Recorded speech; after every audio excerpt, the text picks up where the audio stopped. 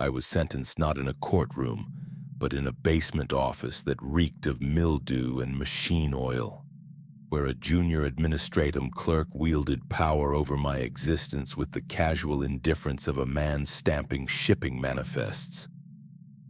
The crimson ink was still wet when he pressed the seal into my ration card, administratively deceased, 4 words that severed me from the Emperor's grace more completely than any heretic's blade ever could.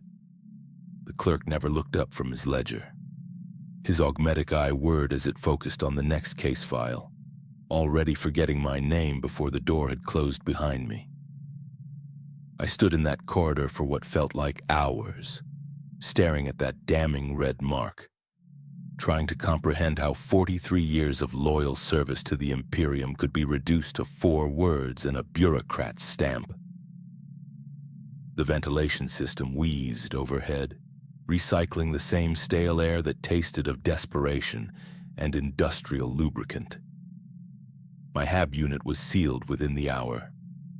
The Arbites who came to evict me moved with the mechanical efficiency of servitors, their faces hidden behind riot masks that reflected my own confusion back at me. They spoke in clipped official tones about administrative restructuring and resource reallocation, as if my life was nothing more than an inventory discrepancy to be corrected. One of them, younger than the others, hesitated when he saw the shrine to the Emperor in my main room. The ceramic aquila I had purchased with my first wages, the prayer scrolls I had copied by hand during my off shifts. But his sergeant barked an order and sentiment was quickly packed away with the rest of my possessions. They gave me 10 minutes to gather what I could carry, 10 minutes to summarize a lifetime. I took my work coveralls, still stained with machine grease from the manufactorum where I had operated Press Station 97 for 2 decades. I took my father's prayer beads, worn smooth by generations of faithful hands. I took the small knife I used for cutting ration bars, not knowing that it would soon serve purposes that would have horrified my younger self. Everything else, my furniture, my books, my few luxuries earned through years of double shifts, was seized for administrative redistribution. The HAB block corridors that I had walked for decades suddenly felt alien and hostile. Neighbors who had shared meals with me during feast days now averted their eyes as if my administrative death was contagious. Children who had once called me Uncle Marcus were pulled close to their mother's sides, their innocent faces already learning the harsh calculus of imperial society. Association with the fallen could drag you down as well. The elevator to the lower levels was a cage of rusted metal and failing illumination. As it descended, the temperature rose and the air grew thick with industrial fumes that burned my throat.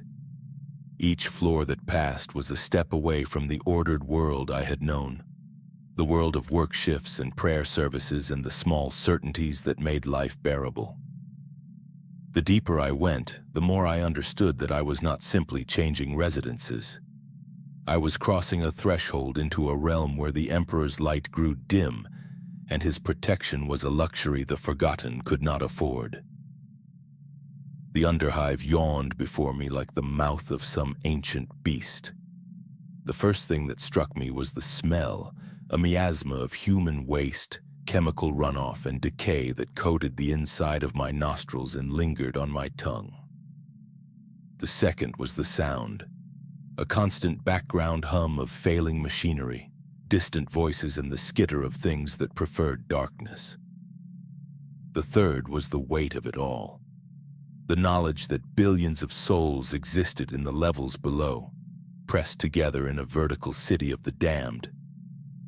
I descended through maintenance shafts where the metal rungs were slick with condensation and worse things. My palms were bleeding by the time I reached the first inhabited level, the salt of my blood mixing with the iron taste of fear. The shaft opened into a vast space that might once have been a transit hub, its vaulted ceiling lost in shadow. Phosphor strips flickered erratically, casting everything in a sickly green light that made the crowds of people look like shambling corpses. And what crowds they were. I had heard rumors of the Underhive's population, but seeing it was different. They moved with the desperate urgency of those who knew that stillness meant death, their faces gaunt and their eyes hollow. Children who should have been in scholar programs darted between the adults' legs, their small hands quick and their clothes patched with materials I couldn't identify. The elderly were few. Age was a luxury here that most could not afford. A broken grav lift became my next descent route, its shaft filled with the detritus of those who had made this journey before me. I climbed down through layers of refuse, each level telling the story of the city above. Discarded luxuries from the spire, silk clothing torn and stained, jewelry with broken settings, half-eaten delicacies that had spoiled during their fall. Middle Hive refuse came next, functional items worn beyond repair, children's toys made from real materials rather than scrap, books with pages missing. Finally, the Underhive's own contributions, objects so degraded that their original purpose was a mystery. Bones picked clean by scavengers and things that moved in ways that suggested they had never been entirely inanimate to begin with. My coveralls, clean when I began my descent, were filthy by the time I reached what the locals called the bottom, though I would later learn that the Underhive had no true bottom, only deeper levels of despair. The air here was thick enough to chew, laden with particulates that made every breath feel like swallowing sand. The walls wept condensation that tasted of metal and sadness, and the floor was carpeted with things I tried not to examine too closely. I understood then that my fall from grace was complete. Above me, the Imperium continued its grand work, its citizens going about their daily rituals of service and worship. But here, in this place that existed beneath notice and beyond care, I had joined the ranks of the truly forgotten. We were the administrative errors, the statistical anomalies, the human cost of efficiency that no ledger would ever record. The weight of that realization settled on my shoulders like a lead cloak. I was no longer a citizen of the Imperium. I was no longer even a person in any meaningful sense. I was inventory to be managed, a problem to be contained, a mouth to be ignored when it cried out for sustenance or mercy. The Emperor's light, which I had felt warming my soul since childhood, seemed impossibly distant, not extinguished, but filtered through so many layers of bureaucracy and neglect that only the faintest glimmer remained. I found a corner in what had once been a commercial district, now a maze of collapsed storefronts and jury-rigged shelters. The people here moved like ghosts, their footsteps muffled by necessity and fear. No one spoke unless they had to. No one made eye contact unless they were measuring you for weakness or threat. This was a world where trust was a fatal luxury and kindness was a currency too precious to spend carelessly. As I settled into my corner, my back against plasteel that radiated cold through my coveralls, I began to understand the true meaning of imperial justice. It was not about right and wrong, crime and punishment. It was about maintaining order through the simple expedient of making problems disappear. The Underhive was not a prison. It was a grave where the inconvenient were buried while still breathing. The first night was the longest of my life. Sleep came in fragments, interrupted by sounds that my mind refused to interpret, and by the constant fear that this new reality might be permanent. But as dawn approached, though no sunlight ever reached these depths, I began to understand that permanence was exactly what I faced. There would be no appeals, no second chances, no bureaucratic error to be corrected. This was my life now, for however long I could make it last. The taste of betrayal was bitter in my mouth, but already I could feel it being replaced by something else. The sharp, metallic flavor of survival. The man who had descended into the Underhive with his father's prayer beads and his naive faith in imperial justice was already beginning to die. In his place, something harder and more desperate was being born. Something that might actually be capable of enduring in this place where the Emperor's mercy was just another luxury the Forgotten could not afford. Hunger is a patient teacher, but a thorough one. It began as a gentle gnawing in my belly on the second day, easily ignored while I still carried the arrogance of my former life. By the fourth day, it had become a constant companion, whispering suggestions that my civilized mind rejected with disgust. By the end of the first week, it had become my master and I its willing slave. The Underhive operates on economies that would make a tithe collector weep. Nothing is wasted, nothing is discarded, nothing dies a clean death. I learned this when I found my first meal. A protein bar that had fallen from someone's pack, half dissolved by moisture and covered in a film of unidentifiable slime. I stared at it for nearly an hour, my stomach cramping with need while my mind cataloged all the reasons I shouldn't eat it. In the end, hunger won, as it always does in the depths. The taste was indescribable. Sweet and rotten at the same time, with a texture that suggested it had been partially digested already. I vomited it up within minutes, but kept trying to eat it until my body finally accepted this new reality. The gangs watched me during those early days with the patient interest of scavengers waiting for a corpse to stop twitching. I could feel their eyes tracking my movements as I stumbled through their territory, marking me as fresh meat. Soft, naive, and carrying the lingering scent of the upper hive. They wore their allegiances like armor, the rust scorpions with their corroded metal insignia, the sump rats with their plague-scarred faces, the chrome skulls with their augmetic modifications that clicked and whirred with each movement. Each gang controlled their section with iron discipline, and trespassers were dealt with according to laws written in blood and enforced with improvised weapons. I learned the territories by trial and error, each mistake marked by fresh bruises and new lessons in humility. The Scorpions controlled the old industrial sector, where the machinery was too dangerous to salvage but provided excellent cover for their chem labs. The Rats claimed the water processing areas where disease bred in stagnant pools and the very air could kill you if you breathed too deeply. The Skulls owned the transit tunnels where their augmetic advantages gave them superior mobility, and their mechanical limbs could tear through flesh like paper.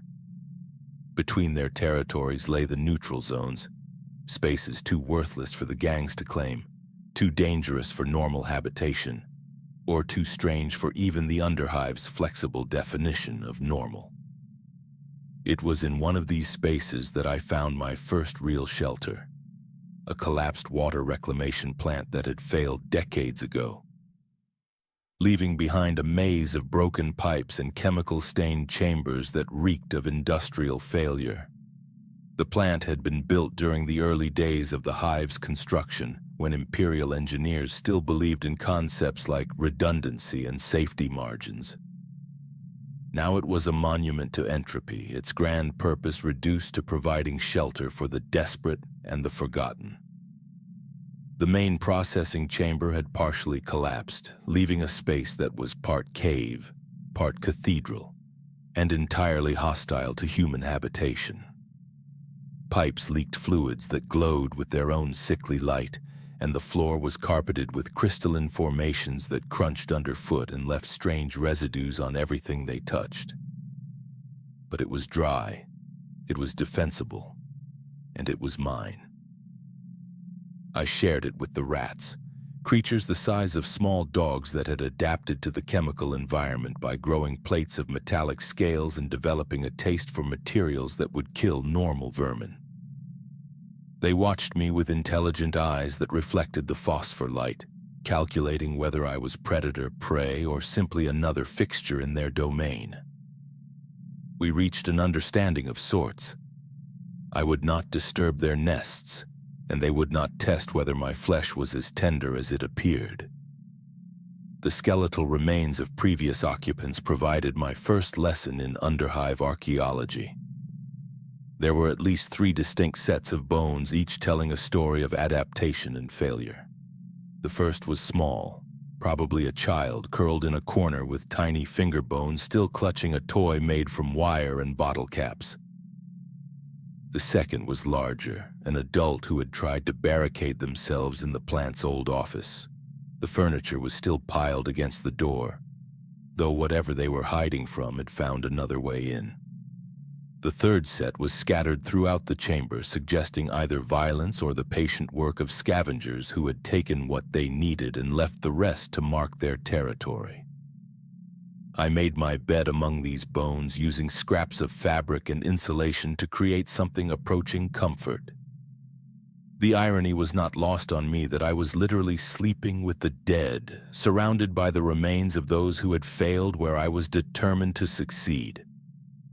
Their bones became my companions in the long hours when sleep would not come, the only witnesses to my prayers and my gradual transformation from citizen to scavenger. The water system still functioned after a fashion, though what it produced could only charitably be called water. It dripped constantly from a cracked pipe overhead, each drop marking time in this sunless purgatory. The liquid was brown when it emerged, clearing slightly as sediment settled, but it always retained a metallic taste and an oily sheen that suggested chemical contamination. I learned to filter it through cloth scraps, then through sand and rubble, then through more cloth, until it reached a state that might not kill me immediately. The process took hours and yielded perhaps a cup of liquid that still tasted like industrial runoff, but it kept me alive when the alternative was drinking from the communal cisterns that the gangs controlled. Sleep in the Underhive is not the gentle surrender to peace that it was in my hab unit above. It is a tactical decision, a calculated risk taken when exhaustion outweighs paranoia. The sounds never stopped, the distant crack of gunfire as gangs settled disputes, the screams of those who had lost whatever protection they once enjoyed, the mechanical groaning of failing infrastructure that might collapse at any moment. Worse were the sounds I couldn't identify, scraping noises that suggested movement too large to be rats, whispers that carried further than voices should in the thick air, and the occasional rumble that seemed to come from the very bones of the hive itself. I learned to sleep in shifts, never more than an hour at a time, always with one ear tuned to the approach of danger. My knife, the simple tool I had brought from my old life, became a permanent fixture in my hand, its weight both comforting and terrifying. I had never used it as a weapon, had never even considered the possibility, but the Underhive has a way of expanding your understanding of necessity. The gangs tested me regularly during those early weeks, sending scouts to evaluate my potential value as recruit, slave, or corpse. They would appear at the edge of my territory like specters, their augmented eyes gleaming in the phosphor light, their weapons held with casual familiarity. They never spoke, never threatened directly. They simply watched, cataloging my weaknesses and measuring my resolve. I learned to stare back, to project a confidence I didn't feel, to suggest that I might be more trouble than I was worth. Sometimes it worked. Sometimes they left small gifts, scraps of food or useful materials as tokens of potential future cooperation. Other times they left warnings, dead rats arranged in patterns that spoke of territorial claims and violent consequences. The children were the worst part. In the upper hive, children were precious, protected, educated, given hope for a future that might be better than their parents' present. In the Underhive, they were wolves in miniature, their innocence stripped away by necessity and replaced with a cunning that made my blood run cold. They traveled in packs, their small hands quick and their eyes old beyond their years. They would approach with seeming friendliness, offering trade or information, only to disappear with whatever they could steal while your attention was focused on their leader. One group adopted me as a source of entertainment during my second week. They would gather at the entrance to my shelter just beyond the range where my knife might be effective, and discuss my chances of survival with the clinical detachment of bookmakers evaluating racehounds. They spoke a dialect of Low Gothic mixed with gang cant that I could barely understand, but their gestures were universal enough, pointing at my soft hands, my clean teeth, my lack of visible scars. They were placing bets on how long I would last, and the odds were not in my favor. But I did last. Day by day, meal by meal, I learned the rhythms of survival. I discovered which refuse piles were likely to contain edible scraps, which areas to avoid during gang wars, which sounds meant danger and which meant opportunity. My hands grew calloused from handling sharp metal and caustic materials. My stomach learned to accept foods that would have horrified my former self. My nose adapted to the constant stench until I could distinguish between the different varieties of decay and corruption that perfumed the Underhive air. The transformation was not just physical. I found myself thinking differently, prioritizing differently, calculating risks with a cold pragmatism that would have appalled the man who had descended into this place. I began to understand why the gangs watched me with such interest. Not because I was weak, but because I was becoming something useful. I was learning to survive, and survival was the most valuable skill in the Underhive.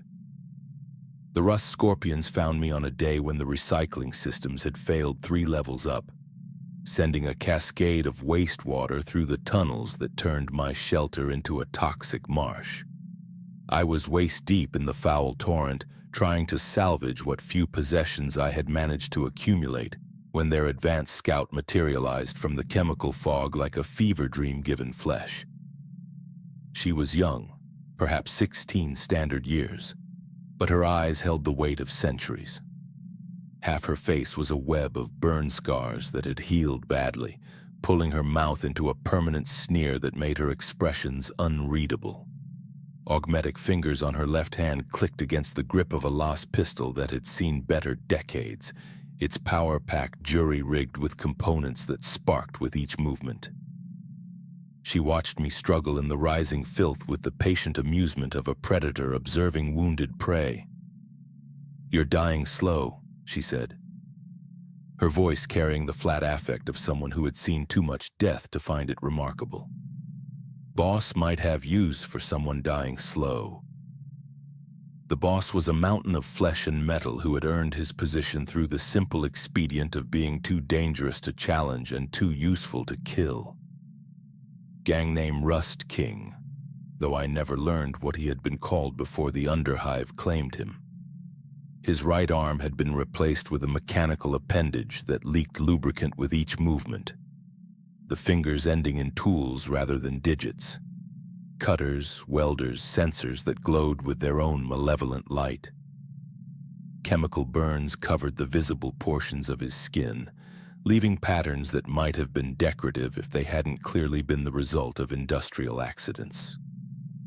He received petitioners in what had once been a chemical processing facility, the air thick with fumes that made my eyes water and my throat burn. The scorpions lounged on makeshift furniture crafted from scrap metal and the bones of their enemies, their casual postures belied by the weapons that never left their hands. They had adapted to the environment in ways that spoke of long habituation to toxicity. Breathing masks that had been surgically integrated into their faces, skin that had developed a metallic sheen from constant exposure to industrial runoff, eyes that had been replaced with augmetics that could see through the chemical haze.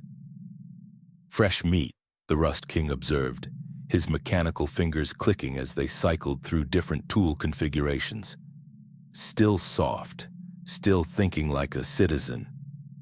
He leaned forward, and I caught the scent of machine oil mixed with something organic and unpleasant. "But you survived 2 weeks in the deep without protection. Either you're lucky or you're learning." The proposition was simple, delivered with the straightforward brutality that characterized all Underhive negotiations. Protection, territory rights, and access to the gang's resources in exchange for service. They needed runners, people who could carry their products through the neutral zones and rival territories without attracting the attention that full gang members would draw.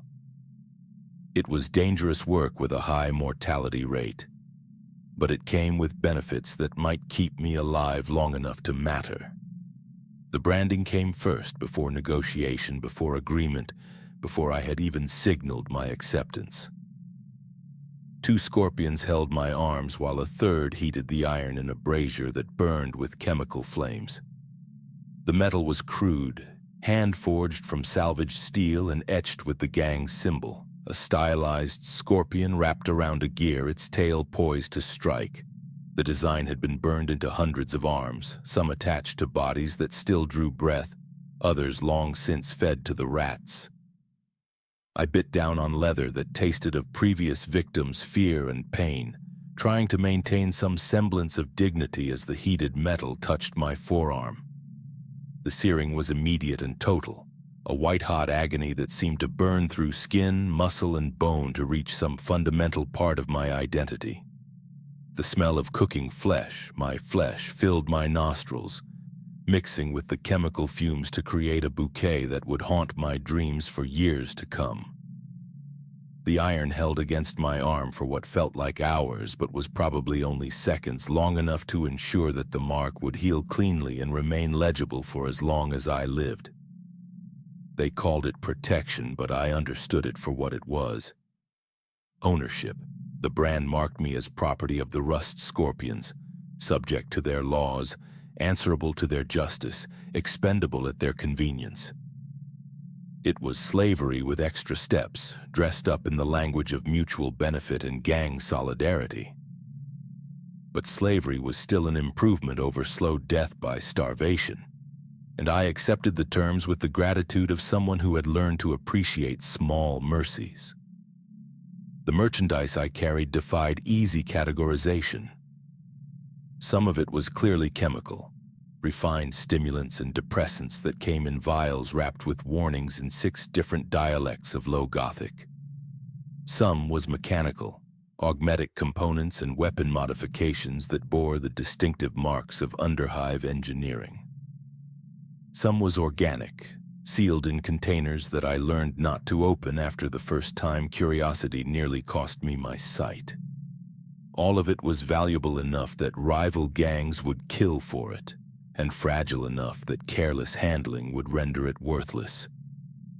My first run took me through Chrome Skull territory, following maintenance tunnels that reeked of coolant and ozone. The Skulls had claimed the old transit networks, turning them into a maze of checkpoints and kill zones that could be reconfigured at will. Their augmetics gave them advantages in the confined spaces, enhanced reflexes, built-in weapons, sensory packages that could detect intruders through metal walls. They knew I was coming long before I reached their border, but the neutrality protocols that governed runner activities kept me alive as long as I followed the approved routes and paid the appropriate transit fees. The fees were collected by a skull enforcer whose humanity had been so thoroughly replaced by machinery that he more closely resembled a mobile weapons platform than a person. His legs had been replaced with tank treads that left distinctive marks in the tunnel floors. His arms were weapon mounts that could cycle through different configurations: las cutters, projectile weapons, chemical sprayers that could flood a corridor with toxic fog. His face was hidden behind a respirator grill that gave his voice an electronic rasp. But his eyes, still organic, burned with an intelligence that was unsettlingly human. "Scorpion Runner," he observed, the words emerging from his vox grill like the voice of a machine spirit given malevolent consciousness. "Carrying chemicals, grade 3 containment, market value approximately 50 thrones." He extended one mechanical appendage palm up in the universal gesture of payment demanded. "Transit fee 10 thrones or equivalent trade goods." I paid with information, the location of a sump rat cache that I had discovered during my scavenging days. The skulls valued intelligence as much as they valued hard currency, and territorial knowledge was always in demand. The enforcer processed the data through some internal cogitator system, his augmetic eye flashing as he cross-referenced my information against their existing databases. After a moment that stretched my nerves to the breaking point, he nodded and stepped aside, granting me passage through their domain. The delivery point was a hab block that had been abandoned during the last plague outbreak, its corridors filled with the skeletal remains of families who had died in their homes. The recipient was a middle hive merchant who had established a trading post in what had once been someone's living room, surrounded by the bones of children and the faded remnants of domestic life. He inspected my merchandise with the casual expertise of someone who had been dealing in forbidden substances for decades, testing samples with equipment that belonged in a proper laboratory, but had been adapted for field use through necessity and ingenuity. Payment came in ration bars that were only slightly contaminated, and a data slate containing information about upcoming gang movements. The bars would keep me fed for a week if I was careful, while the intelligence would earn me favor with the Rust King when I reported back. It was a good trade, profitable for all parties, and it marked the beginning of my new career as a distributor of human misery. The irony was not lost on me that I had become a dealer in the very substances that were destroying the community I now served. Each vial of stim contained enough chemical euphoria to let someone forget their hunger for a few hours, but at the cost of neural damage that accumulated with each dose. Each augmetic component I delivered would give someone an advantage in the gang wars, but would also remove another piece of their humanity in the process. Each weapon modification would help someone survive another day, but would also contribute to the endless cycle of violence that kept the Underhive drowning in blood. I watched good people transform into hollow-eyed addicts during my weeks as a runner, their humanity dissolving in chemical euphoria while I counted the meager thrones that their addiction put in my pocket. There was Malik, who had been a maintenance engineer before the chemicals took him, reduced to trading his technical knowledge for another hit of neural stimulant. There was Sarah, barely 16, who sold her body to buy the combat drugs that let her forget what she was selling. There was old Henrik, who had been kind to me during my first days in the depths, now shuffling through the tunnels with the vacant stare of someone whose consciousness had been chemically edited beyond recognition. Each delivery was a step deeper into damnation, but each successful run was also another day of survival in a place where survival was the highest virtue. The weight of the merchandise felt heavier than chains, not because of its physical mass, but because of the moral weight it carried. I was complicit in the destruction of my community, but I was also keeping myself alive long enough to matter, to perhaps make a difference, to find some way to climb back toward the light. The Rust King measured my progress with the cold efficiency of a factory overseer, noting my successful deliveries, my growing knowledge of the tunnel systems, and my adaptation to the chemical environment that was slowly poisoning us all.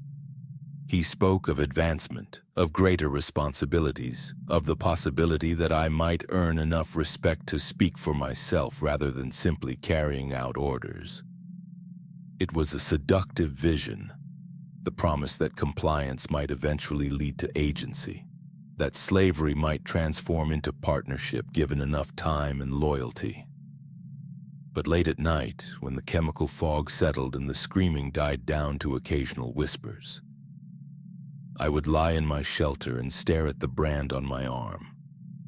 In the phosphor light, it seemed to pulse with its own malevolent life, a permanent reminder of the choices I had made and the prices I had paid.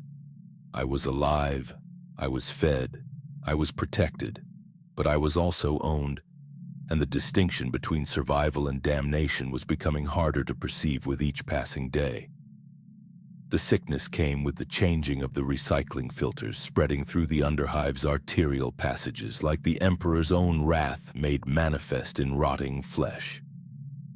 It began as rumors, whispered reports of entire sectors going silent, of gang territories suddenly empty except for the rats that had grown fat on unguarded corpses.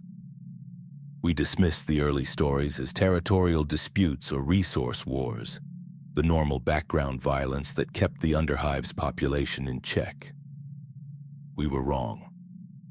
I first encountered the creeping rot during a routine delivery run to the sump rat territories, carrying a case of neural stimulants that would have bought a month's worth of clean water in the upper levels.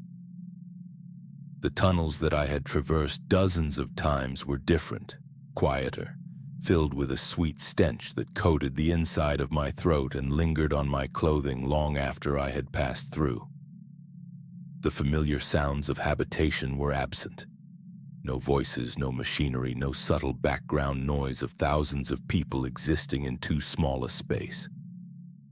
The first body I found had been a sump rat enforcer, recognizable by the distinctive scarification that marked his allegiance and the biohazard gear that had failed to protect him from his final enemy. The disease had transformed him into something that challenged my understanding of human anatomy. His flesh had swollen to 3 times its normal size, splitting along stress lines to reveal interior structures that pulsed with their own organic rhythm. Fluids that defied identification had pooled beneath him, eating through the metal flooring with a steady hissing that suggested ongoing chemical activity. I pressed my crude breathing mask tighter against my face and continued deeper into the territory, following protocols that now seemed woefully inadequate. The Rust King's standing orders were clear: complete the delivery regardless of circumstances, collect payment or acceptable substitutes, return with intelligence about territorial changes. Simple instructions for a situation that was rapidly revealing itself to be anything but simple. The sump rat's main gathering place had been transformed into a charnel house that defied description. Bodies were piled against the walls where they had crawled to die, their flesh bloated and burst like overripe fruit. The air was thick with flies that moved sluggishly as if intoxicated by the feast spread before them. But worse than the bodies were the ones that were still alive, plague victims in the final stages of the rot, their consciousness trapped in flesh that was actively betraying them. One of them recognized me through eyes that wept tears of blood and pus. She had been the rat's primary chemist, a woman whose knowledge of biological compounds had kept her gang competitive in the Underhive's endless struggles. Now she was a monument to the futility of human knowledge when confronted with forces beyond understanding. Her throat had swollen shut, preventing speech, but her eyes tracked my movement with desperate intelligence. She was trying to communicate something, a warning perhaps, or simply a plea for the mercy of a quick death. I left the stimulants beside her and fled, abandoning protocol in favor of survival instincts that screamed warnings louder than any standing order. The journey back to Scorpion territory took twice as long as usual as I detoured around areas where the sweet stench was strongest and the silence was most complete. By the time I reached our borders, I was running, my breathing mask clogged with fluids that I preferred not to identify, my clothing soaked with sweat that carried the chemical tang of fear. The Rust King received my report with the grim satisfaction of someone who had been expecting bad news and was pleased to have his pessimism validated. He had already begun implementing containment protocols, sealing tunnel entrances, establishing quarantine zones, preparing for the territorial consolidation that would follow when rival gangs collapsed under the weight of biological warfare. The Scorpions had survived previous plagues through ruthless pragmatism and superior chemical protection, and he saw no reason why this outbreak would be different. He was wrong.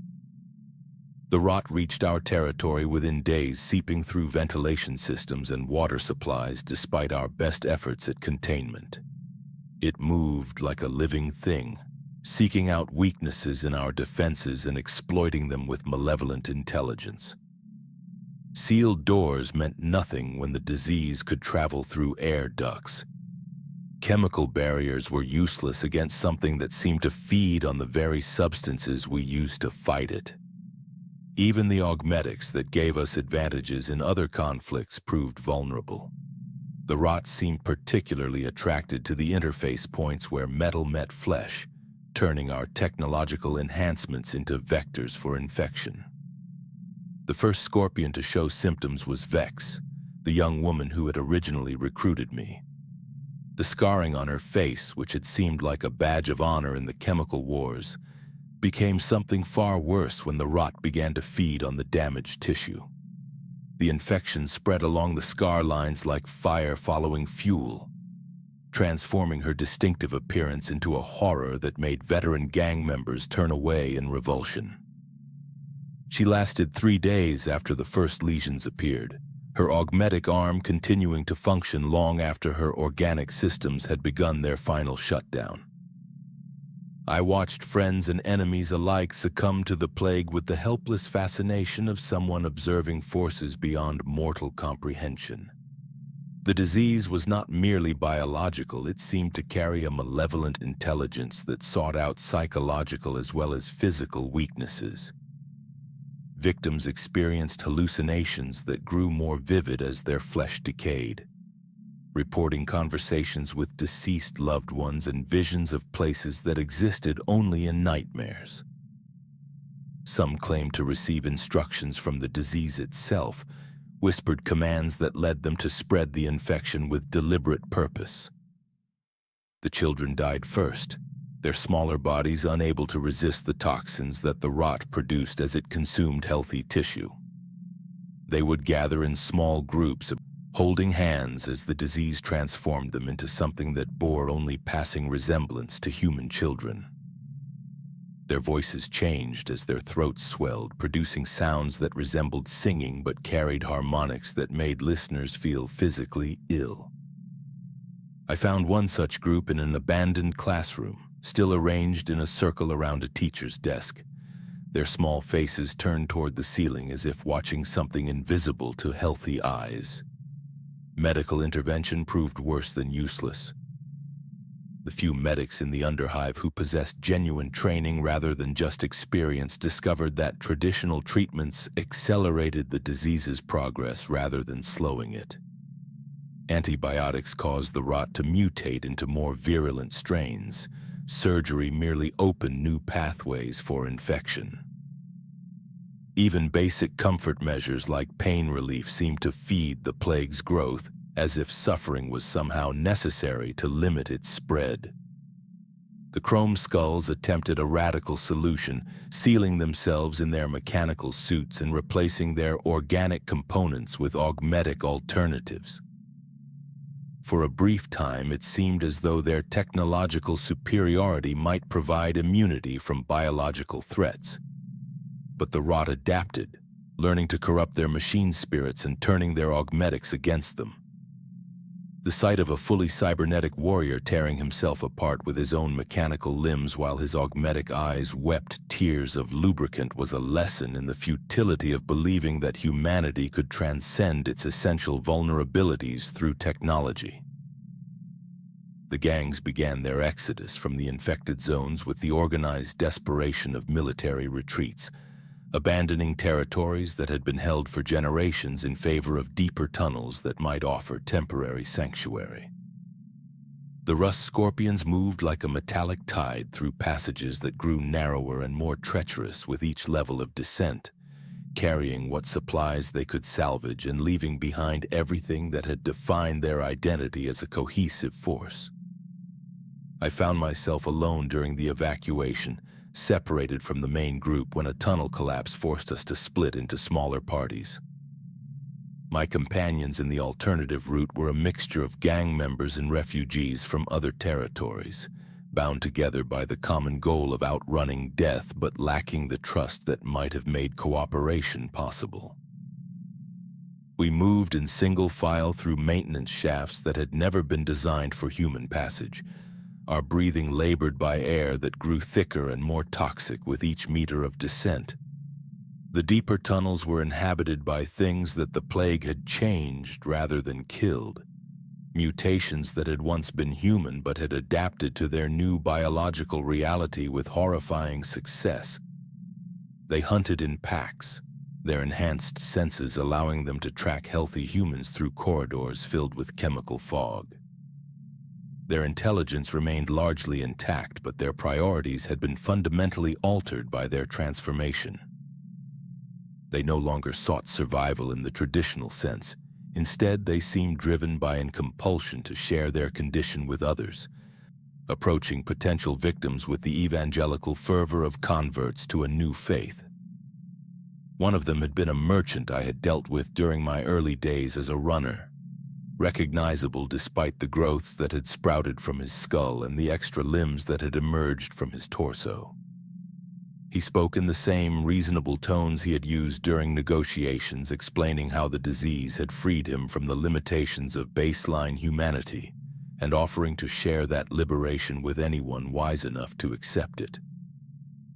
His words carried a seductive logic that was more dangerous than any physical threat, the promise that surrender might transform agony into ecstasy, that submission to the plague might offer transcendence rather than destruction. The silence that followed the plague's peak was somehow worse than the screaming that had marked its advance. Entire sections of the Underhive that had once teemed with life were reduced to necropoli where only the rats moved among the bones.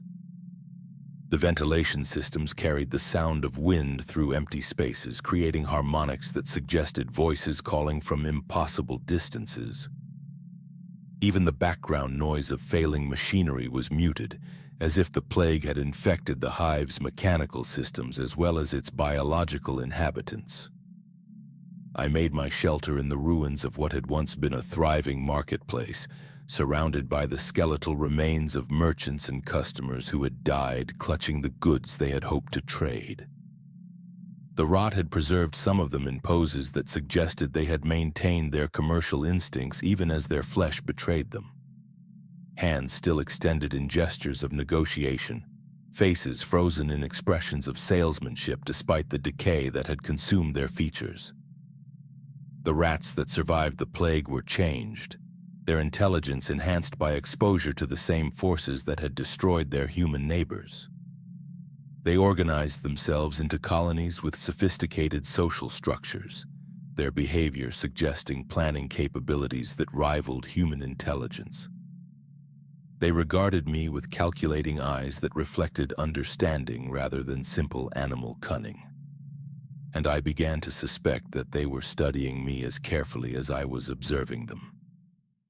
In the long nights that followed, when sleep was impossible and prayer offered no comfort, I began to understand that I had witnessed something more than a natural disaster. The creeping rot had moved with purpose, selecting its victims according to criteria that defied biological explanation.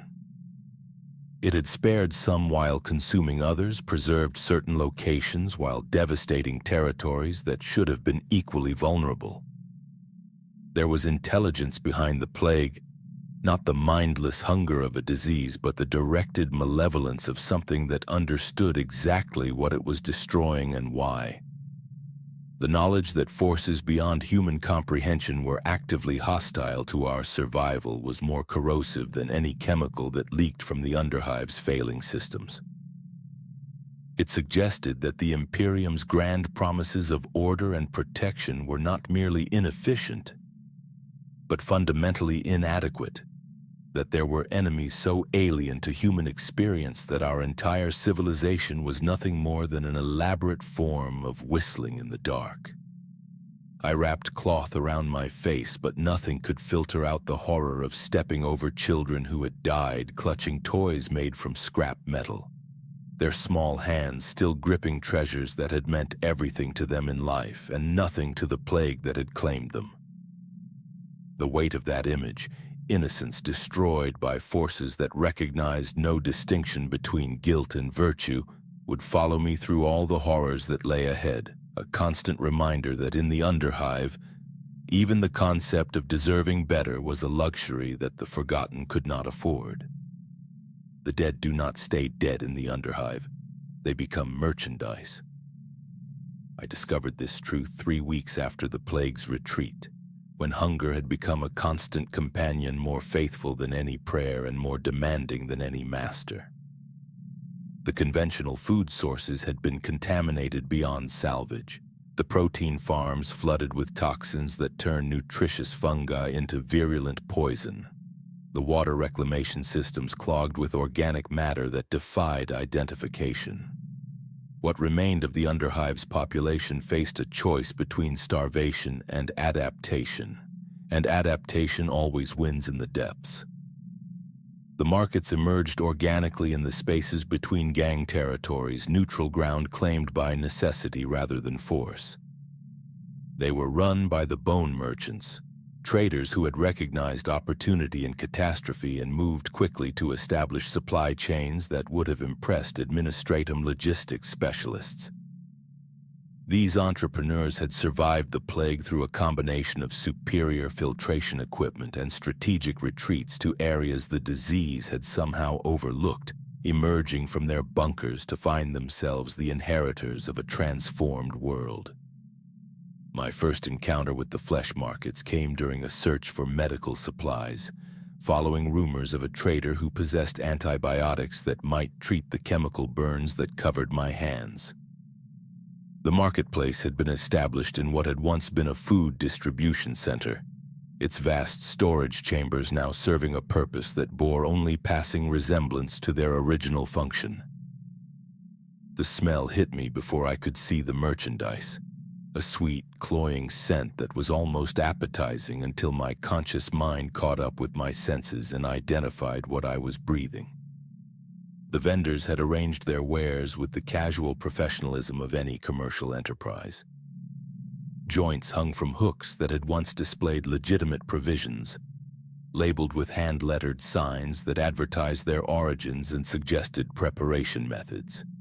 Fresh stock from Sector 7, aged properly for tenderness. Premium cuts from young subjects, minimal chemical contamination. Economy selections from plague zones, thoroughly cleaned and treated. The terminology was clinical, almost medicinal, as if the use of technical language could somehow sanitize the fundamental horror of what was being sold. The proprietor of the establishment was a woman who called herself Meat Mother, though I suspected that was a professional title rather than a given name. She had been a food technician before the plague, her knowledge of preservation and preparation making her uniquely qualified to adapt when circumstances demanded new expertise. Her workspace was equipped with tools that belonged in a medical facility. Bone saws, surgical knives, scales precise enough to measure doses of medicine. She wore an apron that had once been white but was now stained with substances that created abstract patterns across the fabric, each blotch telling the story of a transaction completed with professional efficiency. "Fresh arrival," she observed, her voice carrying the flat affect of someone who had seen too much horror to be moved by mere shock. "Still carrying moral weight. That'll pass once you get hungry enough." She gestured toward her displays with pride that seemed genuine, pointing out the quality of her merchandise and the care that went into its preparation. Everything tested for contamination, nothing from the rot zones, too dangerous and the meat goes bad too quick. These are all natural deaths, accidents, territorial disputes. Clean protein for clean consciences. The customers browsed her offerings with the same careful attention they might have given to any other food purchase, examining cuts for freshness and asking detailed questions about preparation methods. There was a grandmother selecting portions for what appeared to be a family meal, her weathered hands expertly testing the firmness of muscle tissue. A gang member negotiated bulk prices for what he claimed was a celebration feast. A group of children pooled their meager resources to purchase organs that their parents had assured them were just like animal meat, only better. I told myself I would never partake, clinging to scraps of dignity like prayer beads worn smooth by desperate hands. The moral weight that Meat Mother had identified felt heavier than any physical burden, pressing down on my shoulders with the accumulated pressure of a lifetime's worth of imperial conditioning. The catechisms of my youth echoed in my memory. The body is the Emperor's temple, sacred and inviolate. To defile the flesh is to defile the soul. Only in purity can humanity find salvation. Each phrase felt like a chain binding me to a moral framework that the Underhive had rendered obsolete through simple necessity. But hunger is a more persuasive missionary than any priest, and it delivers sermons with the relentless persistence of a dripping faucet.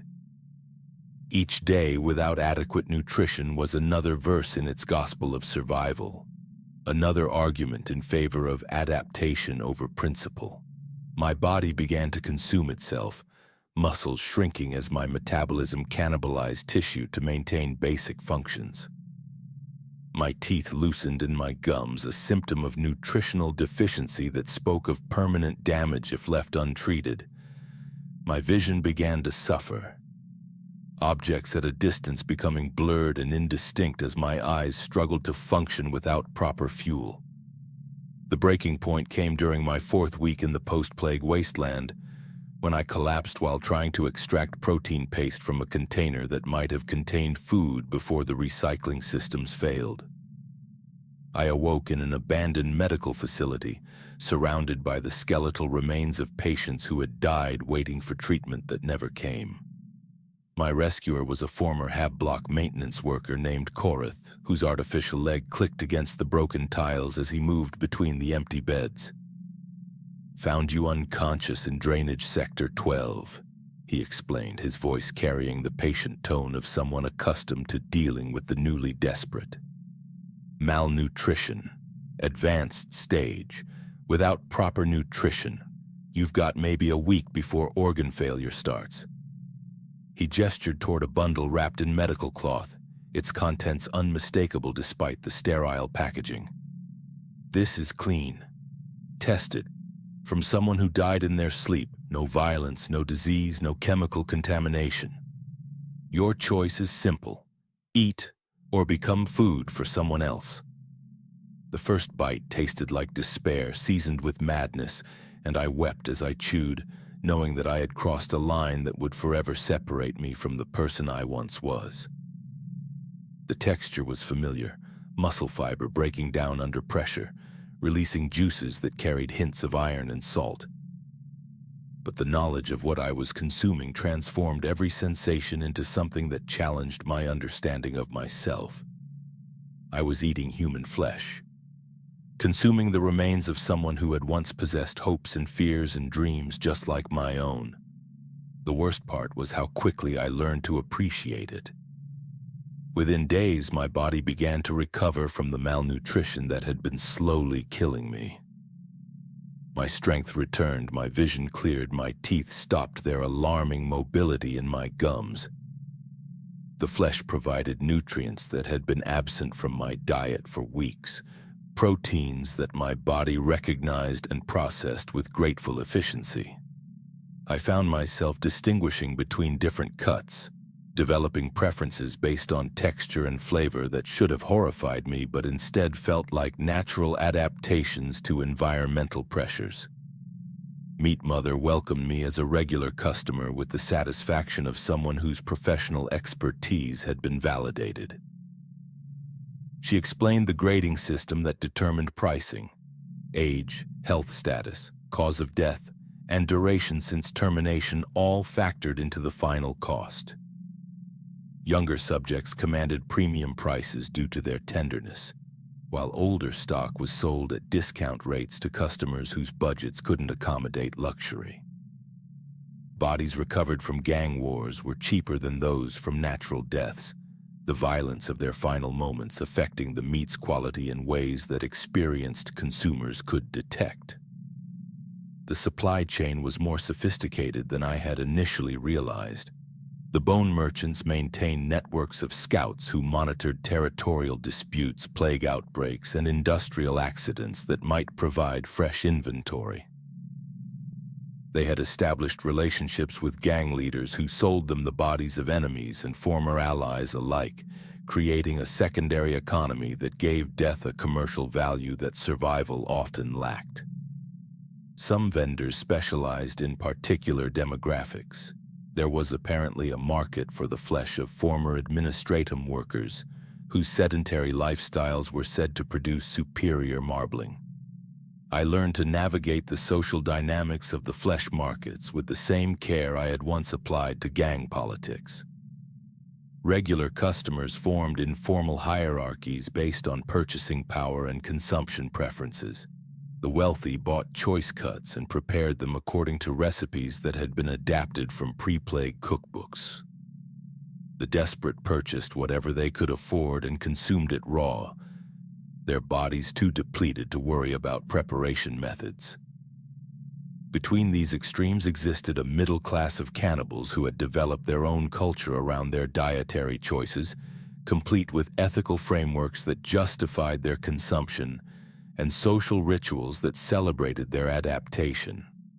The children were the most disturbing customers, their young minds accepting the new reality with the flexibility that adults had lost. They played games that involved pretending to be vendors, arranging toy figures in displays that mimicked the adult markets. They developed rhymes and songs about their favorite cuts, their young voices carrying melodies that would have been innocent if not for lyrics that celebrated the consumption of human flesh. They showed no revulsion at their diet, having never known a world where such choices were considered abnormal. Some vendors attempted to maintain moral distinctions through selective sourcing. They refused to handle the remains of children, claiming that such commerce crossed lines that even cannibals should respect. They avoided flesh from plague victims, arguing that contamination risks outweighed any potential profits. They established protocols for identifying and rejecting the bodies of former friends or associates, creating a code of ethics that preserved some semblance of human dignity even in the depths of dehumanization. But these moral frameworks were luxury items that many could not afford. When hunger reached critical stages, when the alternative was death by starvation, such distinctions became meaningless philosophical exercises. I watched vendors abandon their principles with the same ruthless pragmatism that had driven customers to abandon theirs. The woman who had sworn never to sell children began offering young adult selections that were clearly from subjects who had not yet reached maturity. The merchant who had refused plague-touched meat began advertising thoroughly treated options that bore the distinctive signs of rot contamination. The psychological effects of prolonged cannibalism were as nourishing as the physical benefits. Customers developed nervous habits, unconscious lip-licking when observing other humans, automatic assessment of body weight and muscle development in potential future meals. Dreams that involved hunting behaviors that felt more natural than disturbing. Some embraced these changes as evidence of evolutionary adaptation, claiming that they had transcended human limitations through dietary enlightenment. Others fought against the mental transformations with desperate intensity, clinging to meditation techniques and prayer rituals that might preserve their essential humanity. I found myself somewhere between these extremes, acknowledging my new nature while mourning its implications. My palate had adapted to distinguish between different types of human flesh with the same precision that wine connoisseurs applied to vintage selection. I could identify the age of subjects by taste, determine their health status through texture analysis, and predict their lifestyle choices based on the distribution of fat and muscle. These skills felt like betrayals of my former self, evidence that I had become something that the man who had descended into the Underhive would have considered monstrous. The markets themselves became community centers where cannibals could interact without judgment, sharing recipes and preparation techniques with the casual camaraderie of any other hobby group. They organized tastings where vendors could introduce new products, their customers sampling offerings with the same careful attention that food critics might give to haute cuisine. They developed specialized vocabulary for describing flavors and textures, creating a linguistic framework that normalized their consumption patterns through technical precision. Late at night, when the markets closed and the vendors secured their remaining inventory, I would lie in my shelter and reflect on the journey that had brought me to this point. The prayer beads that I still carried had taken on new significance, not as instruments of worship, but as reminders of a moral framework that I had abandoned through necessity rather than choice. Each bead represented a principle I had once held sacred, and each meal I consumed in the flesh markets was another step away from the person who had valued those principles above survival. The irony was not lost on me that I had become something that my former self would have considered an abomination worthy of purging, yet I felt more alive than I had since my descent into the Underhive began. The proper nutrition had restored my physical capabilities, the social interaction had provided psychological stability, and the acceptance of my new reality had eliminated the cognitive dissonance that had been slowly driving me toward madness. I was thriving in an environment that should have destroyed me, adapting to circumstances that should have been unthinkable, finding success through methods that should have been impossible. But success in the Underhive always came with prices that were not immediately apparent, and the bill for my dietary adaptation was about to come due in ways that would make my current moral compromises seem like innocent childhood games. The flesh markets had fed my body and stabilized my mind, but they had also marked me for attention from forces that regarded human cannibalism not as survival adaptation, but as invitation to deeper forms of corruption. The tunnels beneath the flesh markets descend into places where the Underhive's maps simply end, marked with warnings in High Gothic that translate roughly to, "Here be damnation." It was in these forgotten depths that I encountered the Whispering Cult, drawn by rumors of knowledge that might explain the changes I felt occurring within my transformed body and corrupted soul.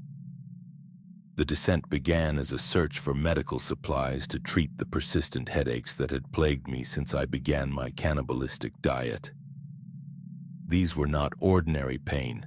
They carried harmonics that suggested voices speaking just below the threshold of perception, words in languages that my conscious mind couldn't understand but that resonated with some deeper part of my psyche. The local flesh merchants dismissed them as withdrawal symptoms from my previous malnutrition, but I recognized them as something far more significant. The first signs that my transformation was progressing beyond mere dietary adaptation. I followed maintenance shafts that had been sealed with symbols I didn't recognize, their meanings lost to imperial records but carrying an undeniable sense of warning.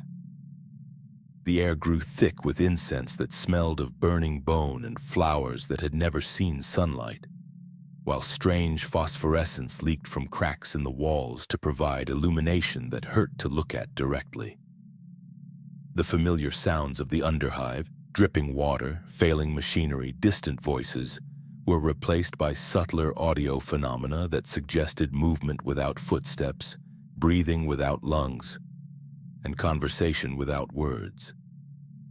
The cult's meeting place had been carved from the living rock of the hive's foundation, its chambers shaped according to geometric principles that made my eyes water when I tried to follow their patterns. The walls were covered with murals that depicted human figures in various stages of transformation, their flesh flowing like liquid as they assumed forms that defied anatomical possibility.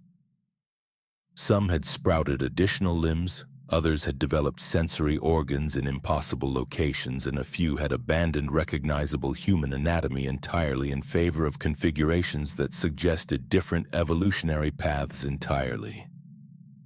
The cultists themselves were living embodiments of the artwork that surrounded them. their bodies bearing modifications that went far beyond the crude augmetics favored by the gangs above. These were not mechanical replacements for damaged organs, but organic adaptations that seemed to have grown from within according to some internal logic that prioritized function over appearance. Extra eyes clustered around nerve centers where additional sensory input would be most useful.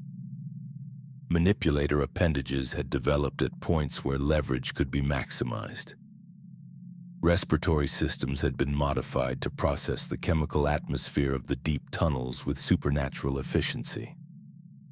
Their leader stood at the center of the gathering space, a figure who had clearly traveled furthest along whatever path the cult represented. What had once been human anatomy had been reorganized according to principles that seemed to draw from multiple biological kingdoms simultaneously. His limbs moved with serpentine grace, bending at joints that shouldn't have existed and extending to lengths that defied skeletal possibility. His eyes, and there were far more than two, reflected colors that had no names in Imperial Gothic, shifting through spectrums that suggested perception extending far beyond normal human ranges. "Welcome, consumer of flesh," he said, his voice emerging from vocal apparatus that had been redesigned for improved acoustic efficiency. "We have been expecting you." The words carried harmonics that bypassed my auditory system entirely, resonating directly with the bones of my skull to create meaning that existed below the level of language. "Your dietary choices have prepared you for greater transformations. The flesh you have consumed has introduced you to concepts that your previous existence could not accommodate." The congregation gathered around me with the eager attention of scholars welcoming a promising student, their modified faces expressing emotions through features that bore only passing resemblance to human anatomy. They explained that they had been monitoring my progress since my first purchase at the flesh markets, tracking the psychological and spiritual changes that accompanied prolonged cannibalism. According to their philosophy, the consumption of human flesh was not merely survival adaptation, but a form of communion with forces that existed beyond imperial understanding, entities that regarded human boundaries as arbitrary limitations to be transcended rather than preserved. They spoke of gods older than the Emperor, beings whose existence predated humanity's emergence from Terra's surface and whose influence had shaped human evolution in ways that imperial doctrine refused to acknowledge. These entities, they called them the Forgotten Fathers, had been guiding human development through subtle environmental pressures and strategic genetic modifications, working towards some ultimate goal that required humanity to abandon its current form in favor of something more suited to the realities of a hostile universe. The cult's theology was seductive in its comprehensiveness, providing explanations for phenomena that imperial doctrine dismissed as statistical anomalies or heretical fantasies. The mutations that appeared in the Underhive's population were not random genetic damage, but guided evolution toward more efficient forms. The plagues that periodically swept through the lower levels were not diseases but transformation vectors designed to accelerate adaptive processes. Even the Imperium's brutal social hierarchies were part of a selection mechanism that identified individuals capable of transcending human limitations. "Your former existence was a cage," the leader explained, his additional eyes focusing on me with uncomfortable intensity.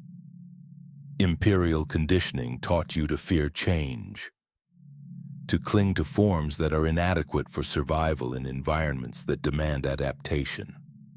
But you have already begun the process of liberation through your dietary choices.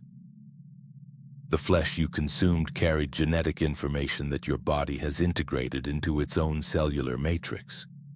You are becoming something more than human, whether you acknowledge it or not."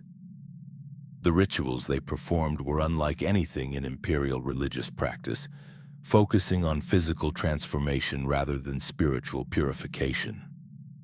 Participants would gather in circles, their bodies linked through modified appendages that allowed direct neural connection. In this state, they shared sensory experiences that no individual nervous system could process alone, perceptions that extended across multiple spectrums simultaneously, awareness that operated on scales ranging from quantum to galactic, consciousness that transcended individual identity to become part of some larger cognitive network. I found myself attending these midnight congregations with increasing frequency, drawn by promises of understanding that might explain the changes I felt occurring within my own body. The headaches had evolved into something more complex, not pain, but expanded awareness that allowed me to perceive aspects of my environment that had previously been invisible.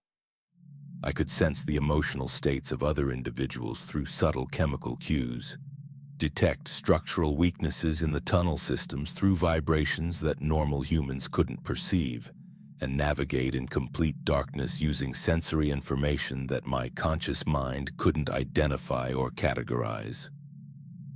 The cult's initiation rituals were designed to accelerate transformation processes that would otherwise take decades to complete. They involved consuming substances that had been prepared from the organs of individuals who had progressed furthest along the path of change.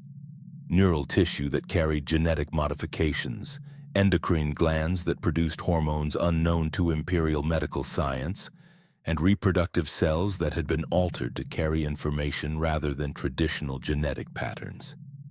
These biological materials were prepared according to recipes that had been developed through centuries of experimentation, their effects carefully calibrated to produce specific types of enhancement. The first ritual I participated in introduced modifications to my digestive system, allowing me to extract nutrients from materials that would have been toxic to baseline humans. The process involved consuming what appeared to be crystalline structures that dissolved into component elements once they reached my stomach, their breakdown products triggering cellular changes that proceeded with unsettling rapidity. Within hours, I could process the chemical contaminants that flavored all Underhive water sources, my modified liver neutralizing toxins that had previously caused debilitating illness. Subsequent rituals targeted different biological systems, each one building upon previous modifications to create integrated improvements that enhanced overall survival capability. My respiratory system developed additional filtering mechanisms that allowed me to breathe air that would have killed unmodified humans. My circulatory system increased its efficiency, allowing me to function at full capacity even when oxygen levels dropped below normal thresholds. My nervous system developed redundant pathways that provided backup processing capability if primary neural networks were damaged. But the most significant changes were psychological rather than physical. The cult's teachings provided frameworks for understanding experiences that imperial conditioning had trained me to interpret as symptoms of madness or corruption. The voices I heard were not hallucinations, but communication attempts from entities whose existence operated on different temporal scales than human consciousness. The visions I experienced were not delusions, but glimpses of reality layers that normal perception couldn't access. The compulsions I felt were not mental illness, but guidance from intelligent systems that understood survival requirements better than individual human reasoning. The other cultists welcomed these changes as evidence of successful adaptation, sharing their own transformation stories with the enthusiasm of converts to a liberating philosophy. They described capabilities that went far beyond normal human limitations. Sensory perception that extended across multiple dimensions, intellectual processing that operated at superhuman speeds, and physical resilience that allowed survival in environments that would instantly kill baseline humans. They spoke of transcendence not as spiritual elevation but as biological optimization, the replacement of inefficient human systems with alternatives that were better suited to reality as it actually existed rather than as imperial doctrine pretended it should be. The words they chanted during their ceremonies seemed to burrow into my skull like living parasites, taking root in neural pathways that had been prepared by my previous dietary choices and cultivation through ritual modification. These weren't mere sounds, but information packages that contained compressed knowledge about transformation processes, genetic modification techniques, and survival strategies that had been developed over millennia of careful experimentation. Each repetition of their liturgies installed additional capabilities into my consciousness, expanding my understanding of what human existence could become under proper guidance. I began to experience reality through sensory modalities that had no names in Imperial Gothic, perceiving aspects of my environment that revealed the arbitrary nature of normal human limitations. The walls of the tunnel systems were alive with information patterns that mapped the emotional histories of everyone who had passed through them. The air carried chemical signatures that told detailed stories about the health, diet, and genetic heritage of individuals who had breathed it recently. The darkness itself contained navigation data that made artificial illumination unnecessary for anyone whose visual system had been properly modified. The cult's philosophy extended beyond individual transformation to encompass broader social and political implications. They argued that the Imperium's fundamental structure was designed to prevent human evolution, maintaining artificial limitations that served the interests of ruling elites rather than promoting species survival. The rigid caste systems, the prohibition against genetic modification, and the suppression of scientific research were all mechanisms for preserving the status quo rather than encouraging the adaptations that humanity would need to survive in an increasingly hostile universe. The Emperor himself was an example of what humanity could become. The leader explained during one of their teaching sessions, his multiple eyes focusing on different members of the congregation simultaneously. But imperial doctrine has perverted his example into worship rather than emulation.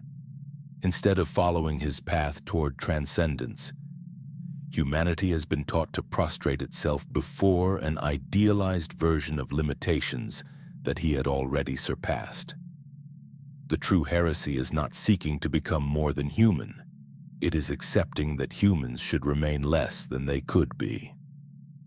This theological framework was more seductive than any physical transformation they offered, providing intellectual justification for changes that I had already begun to embrace through necessity. The cult offered not just survival strategies, but meaning for the suffering that those strategies required, philosophy that transformed degradation into elevation and corruption into purification. They promised that my journey through cannibalism and mutation was not descent into damnation, but ascent toward a more authentic form of human existence. But even as I embraced their teachings and submitted to their rituals, some part of my consciousness, perhaps the last remnant of the man who had been administratively executed in that basement office, recognized that I was crossing boundaries that existed for reasons more fundamental than imperial prejudice. The changes I was undergoing felt like improvements in terms of immediate survival capability, but they were also removing me from any possibility of return to human society. I was becoming something that baseline humans would instinctively recognize as hostile to their existence, regardless of my conscious intentions or residual loyalties. The price of transcendence, I was beginning to understand, was not just the abandonment of human limitations, but the acceptance of inhuman obligations. The enhanced capabilities that the cult provided came with compulsions that grew stronger with each ritual, urges that pushed me toward behaviors that served the interests of the forgotten fathers rather than my own conscious desires. I was becoming a tool in the hands of entities whose goals I could not fully comprehend, a living weapon designed to promote changes that would benefit forces utterly alien to human values and priorities. Yet the alternative, rejecting the cult's offerings and attempting to maintain my baseline humanity in an environment that punished such consistency with death, seemed even more futile than submission to transformation. The Underhive had already demonstrated that human limitations were liabilities rather than virtues, that survival required adaptation beyond the boundaries that Imperial doctrine considered acceptable. The cult was simply offering a more directed and efficient version of changes that were already occurring through environmental pressure and natural selection. The transformation began as a gift, arriving like morning sunlight after the endless night of my previous existence, gentle, warming, almost tender in its initial manifestations. After years of violence, deprivation, and the grinding brutality of Underhive survival, the first changes felt like a lover's caress across skin that had known only cruelty for so long that kindness had become as alien as starlight in the depths. It started with the growths along my shoulder blades, small protrusions that emerged during my sleep like buds on a plant reaching towards some unseen sun. At first, they were tender and warm, pulsing with their own circulation, and sensitive enough that clothing brushed against them like silk rather than the rough fabric I actually wore. The cult's leader examined them with professional interest, his multiple eyes focusing on the developing tissue with the satisfaction of a craftsman observing quality work. "Sensory expansion nodes," he explained, his modified vocal apparatus producing harmonics that made his words resonate in my bones. "Your nervous system is developing additional processing centers to handle the enhanced data input that your other modifications will provide. The Forgotten Fathers are gifting you with perception capabilities that baseline humans cannot imagine, much less utilize." Within days, the tender growths had begun to harden into plates of material that resembled chitin but felt more sophisticated. Organic armor that was being grown rather than attached, integrated into my skeletal system at the cellular level. The plates bore symbols that I recognized from the forbidden texts that the cult maintained in their deeper archives, markings that seemed to shift and change when viewed peripherally, but remained stable under direct observation. These were not mere decorations but functional components, antennae that could receive information transmitted on frequencies that human technology couldn't detect. My reflection in the stagnant pools that collected throughout the tunnel system showed eyes that had changed color from the brown I had been born with to a shade that seemed to contain depths that no human iris should accommodate. The pupils had developed an ability to contract into shapes that were more complex than simple circles. Geometric patterns that optimized light gathering for specific environmental conditions. In the wan phosphor light of the Underhive's illumination systems, my vision had become preternaturally acute, able to distinguish between chemical traces that were invisible to unmodified perception. The psychological changes were more subtle but ultimately more significant than the physical modifications. I found myself thinking in patterns that felt foreign to my previous cognitive habits, processing information according to logical frameworks that seemed to operate on multiple levels simultaneously. Problems that had once required careful analysis could now be solved through intuitive leaps that proved consistently accurate, as if my enhanced nervous system was accessing computational resources that existed beyond the boundaries of individual consciousness. Sleep became unnecessary in the traditional sense, replaced by periods of reduced activity during which my modified neural networks performed maintenance operations that felt more like meditation than rest. During these intervals, I would experience visions that were simultaneously memories and prophecies. Scenes from my own past viewed through enhanced perception that revealed patterns I had missed during the actual experiences, and glimpses of possible futures that seemed to be influenced by choices I had not yet made. The hunger that had dominated my existence since my descent into the Underhive transformed into something more sophisticated and selective. My modified digestive system could extract nutrition from materials that would have been toxic to baseline humans, But it also developed preferences that were more complex than simple caloric requirements.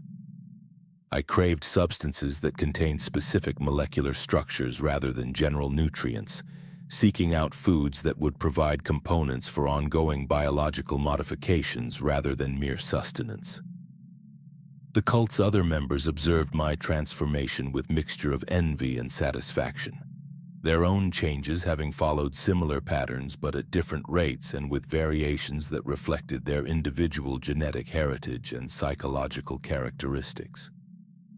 Some had developed primarily sensory enhancements, their bodies bristling with organs that could perceive electromagnetic radiation across spectrums that had no names in Imperial Gothic.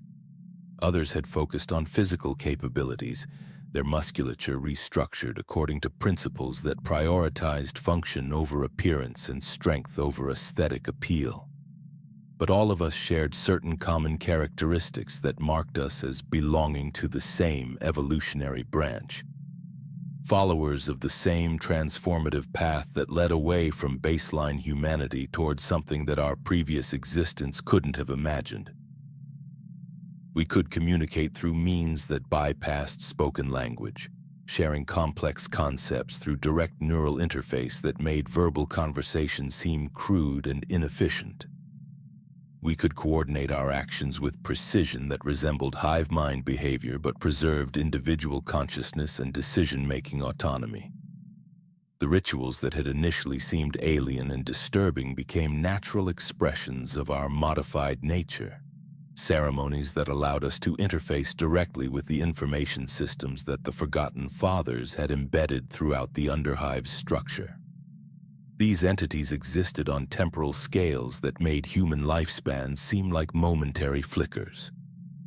Their consciousness distributed across networks that spanned multiple dimensions, and their influence operating through mechanisms that Imperial science couldn't detect, much less understand.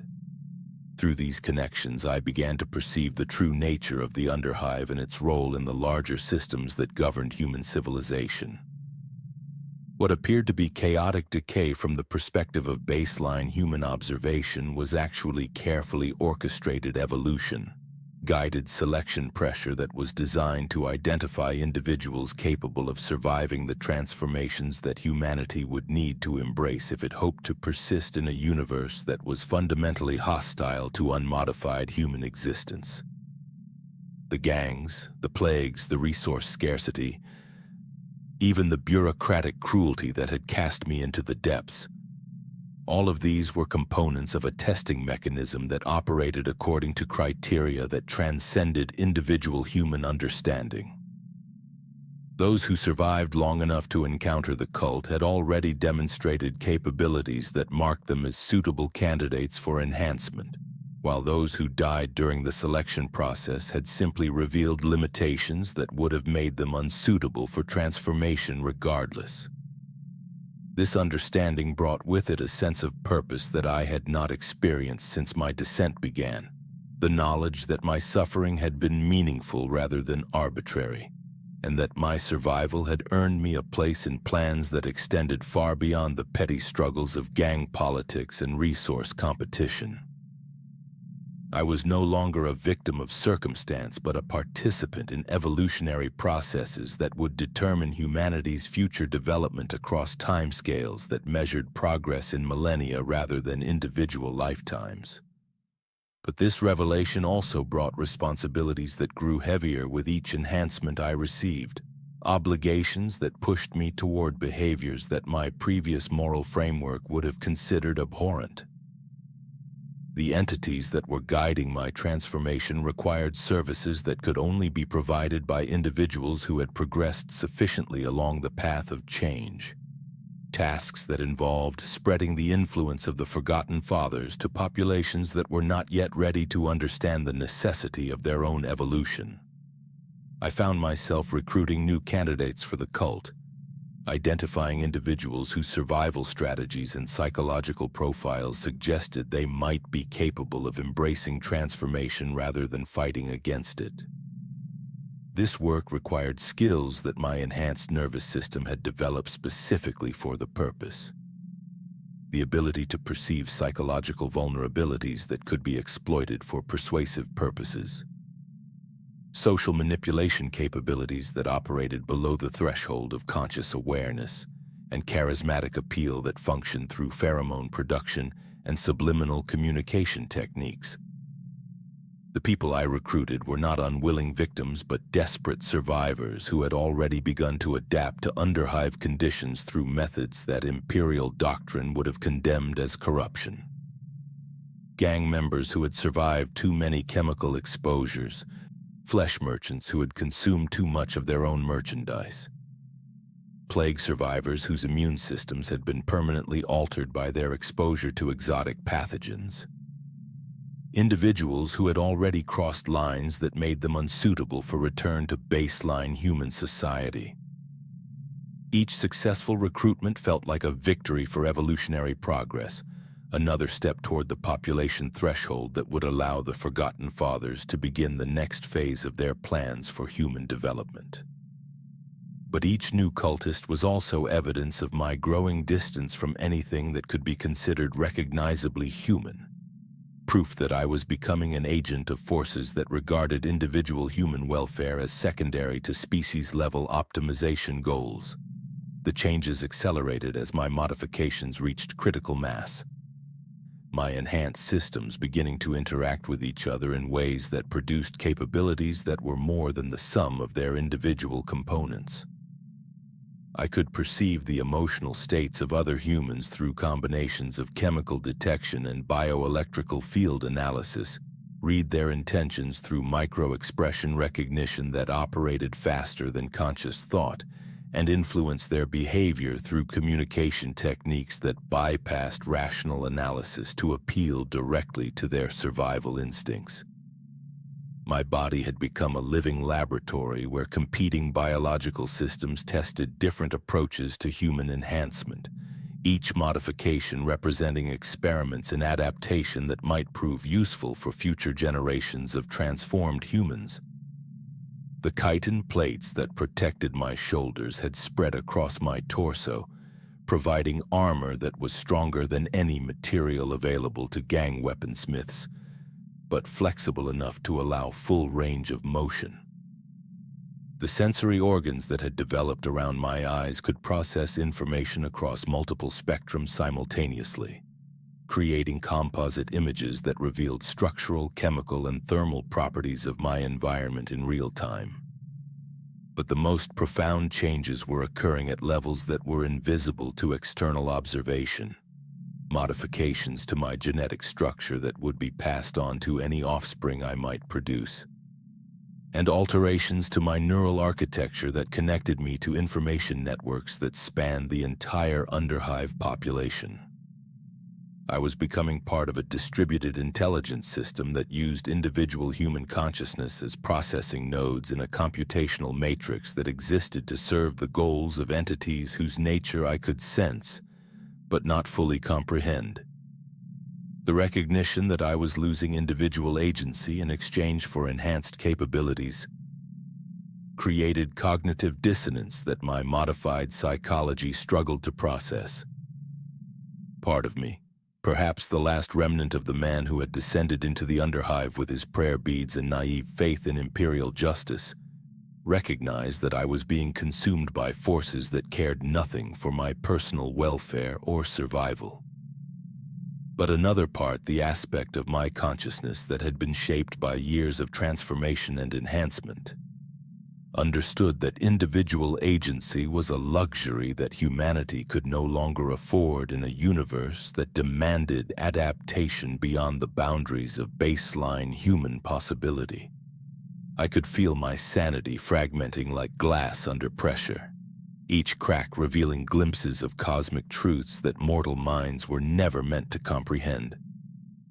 The universe was not the ordered realm of imperial imagination, but a chaotic system where survival required constant adaptation to threats that operated on scales ranging from quantum to galactic.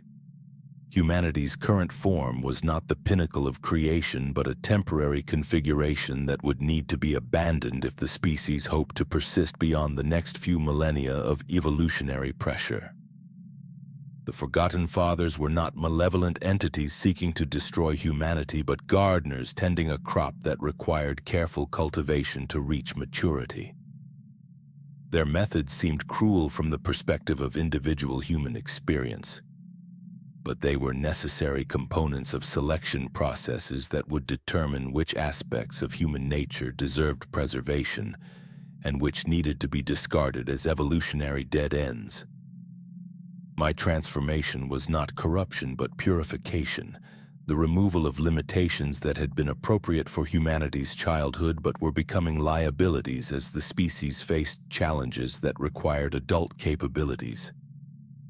The pain I had experienced during my descent into the Underhive had been labor pains, the necessary suffering that accompanied birth into a more sophisticated form of existence. Yet even as I embraced this understanding, I could not escape the knowledge that I had become something that the person I once was would have considered monstrous. A living violation of every principle that had once given my existence meaning and purpose.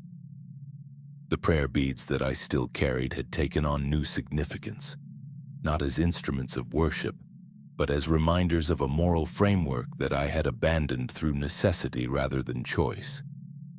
Evidence of the humanity I had sacrificed in exchange for capabilities that might allow me to survive in a reality that had no place for human values or limitations.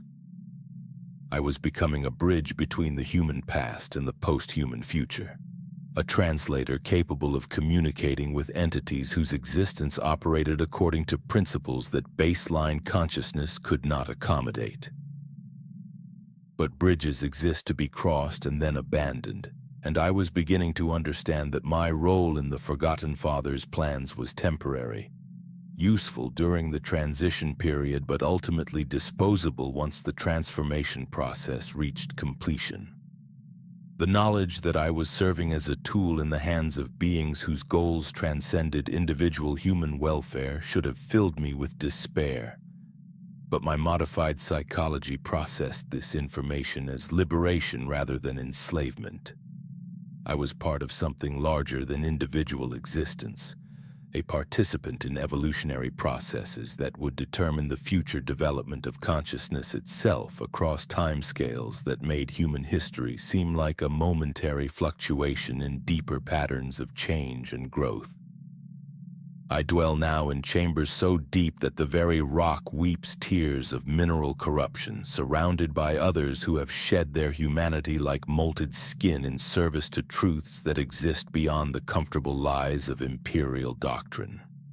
These depths exist beneath measurement, beneath notice, beneath the possibility of rescue or redemption. Places where the hive's foundations meet the planet's bones and both confess their inadequacy in whispered creaks and settling groans. The architecture here follows principles that human minds were never meant to comprehend, geometries that fold back upon themselves in ways that make mapping impossible and navigation a matter of instinct rather than logic. Corridors extend forever in directions that don't exist on any imperial chart, while chambers expand and contract according to the emotional states of their occupants.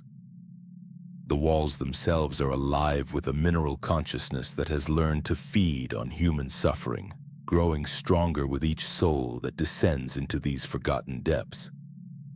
We are beyond counting now, we who have accepted transformation as the price of survival in a universe that has no place for human weakness.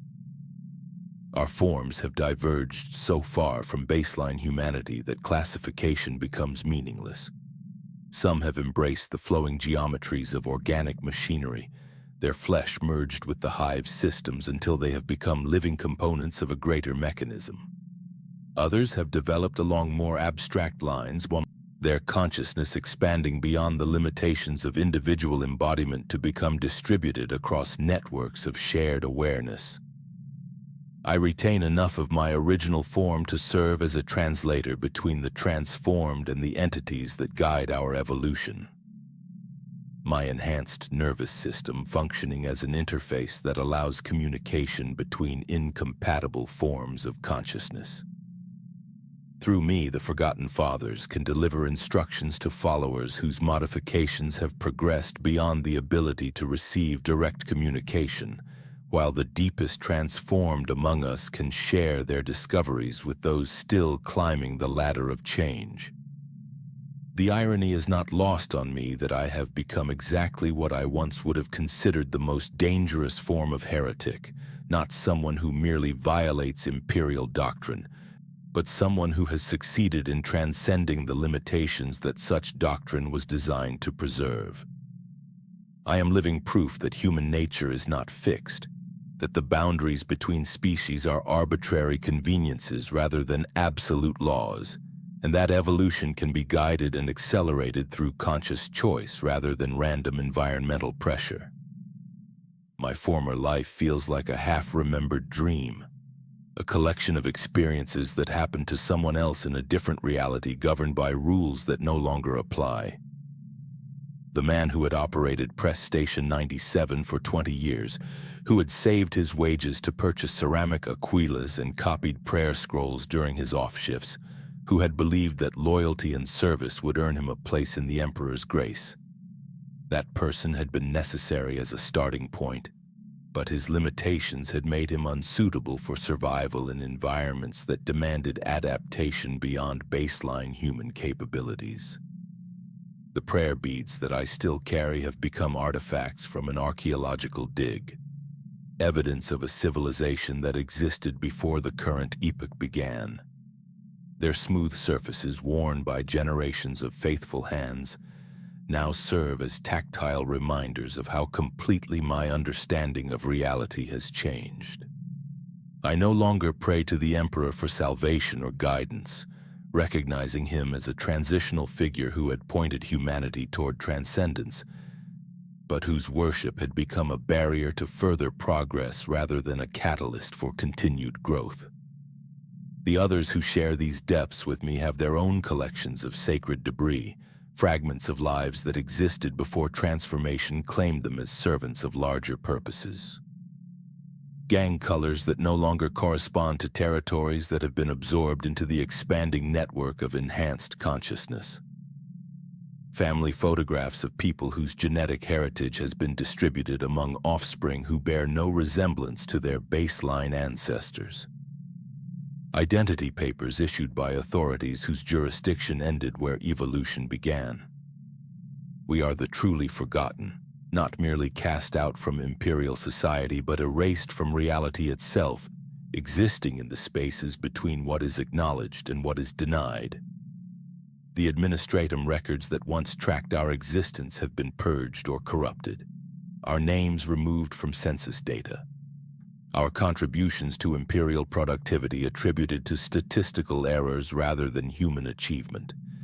We have become non-persons in the most literal sense, individuals whose existence is incompatible with official reality, and therefore must be ignored or explained away through bureaucratic mechanisms designed to preserve systemic coherence. This erasure extends beyond mere administrative convenience to encompass deeper forms of denial that operate at the level of species consciousness. Baseline humans instinctively recognize us as threats to their continued existence, even when they cannot articulate the nature of that threat or identify specific hostile actions on our part. Their fear is not irrational prejudice but accurate pattern recognition. We represent evolutionary paths that lead away from everything they consider essentially human, living proof that their current form is not the pinnacle of creation but a temporary phase in ongoing developmental processes. The Imperium above continues its grand delusions of order and righteousness while we, the discarded, have become something else entirely. Something that defies classification in their neat bureaucratic files and challenges their fundamental assumptions about the nature of human existence. We are the answer to questions that imperial doctrine forbids asking, solutions to problems that official policy refuses to acknowledge, and evidence that the Emperor's grand design was more radical and far-reaching than his self-appointed heirs dare to comprehend. Our daily existence has become a form of archaeological research, excavating truths from the ruins of assumptions that once seemed as solid as the hive's foundations. We study the patterns of our own transformation with the dedication of scholars examining ancient texts, documenting the stages of change and cataloging the capabilities that emerge at each level of enhancement. This knowledge is preserved not in written records, which could be discovered and destroyed by imperial authorities, but in the living memory of our enhanced consciousness, genetic libraries that can be accessed through direct neural interface and shared across the network of transformed individuals. The children born in these depths know no other reality than the one we have created through our willing participation in evolutionary processes that transcend individual human lifespan. They develop according to templates that have been refined through generations of careful modification, their capabilities far exceeding anything that baseline human genetics could produce. They speak languages that exist only in mathematical concepts, perceive reality through sensory modalities that have no names in Imperial Gothic, and think in patterns that operate on timescales that make human history seem like a single breath in an extended conversation. These young ones are not human in any sense that imperial doctrine would recognize, yet they are more authentically human than the stunted creatures who exist in the levels above us. Their development unconstrained by artificial limitations and their consciousness free to explore possibilities that official ideology has declared impossible. They are humanity's true heirs, inheritors of potential that has been preserved through the sacrifices of those who chose transformation over extinction. The work we perform in these depths serves purposes that extend far beyond individual survival or even species preservation. We are components in systems that operate on galactic scales, participants in projects that measure progress in geological epochs, and servants of entities whose consciousness spans dimensions that human mathematics cannot adequately model. Our enhanced capabilities make us useful for tasks that baseline humans could not attempt, and artificial intelligence systems cannot comprehend. Living bridges between incompatible forms of consciousness, translators working to preserve meaning across transformations that would otherwise result in complete communication breakdown. Through us, the Forgotten Fathers maintain contact with the surface populations whose development they continue to guide through mechanisms that appear random to those who lack sufficient perspective to perceive the underlying patterns. Plagues, wars, economic disruptions, and social upheavals that seem like chaotic disasters from the human viewpoint are actually carefully orchestrated selection pressures designed to identify individuals capable of surviving the transformations that will be necessary for continued species development. The Imperium itself is part of this larger plan, its brutal hierarchies and systematic oppression serving as environmental stressors that force adaptation in directions that would not occur through natural selection alone. The administrative cruelty that cast me into the Underhive was not bureaucratic incompetence, but precisely calibrated pressure designed to push me toward circumstances where transformation would become necessary for survival. My suffering was not meaningless victimization but educational process, teaching me lessons about reality that could not be learned through gentler methods. This understanding brings with it a terrible form of peace, the recognition that everything I have experienced, the betrayal, the hunger, the degradation, the corruption, was necessary preparation for the role I now serve in plans that extend far beyond individual human experience. The man who descended into the Underhive with his naive faith and moral certainties had to die so that something more useful could be born from his remains. His death was not tragedy but transformation, not loss but evolution, not ending but beginning. Yet the price of this understanding is the knowledge that I can never return to the comfortable ignorance that once made existence bearable for those who lack the courage or capability to embrace larger truths. I am condemned to awareness that extends beyond the boundaries of individual consciousness, forced to perceive reality through multiple perspectives simultaneously, and burdened with knowledge that cannot be shared with those who have not undergone similar transformations. I speak these words to the darkness, knowing that no scribe will ever record them, no historian will ever catalog our suffering, and no memorial will ever acknowledge the sacrifices that have been made in service to humanity's future development. We are the unacknowledged martyrs of evolutionary progress, the forgotten saints of transformation, the anonymous heroes whose surrender of individual humanity preserves the possibility that something recognizably human might survive the trials that lie ahead.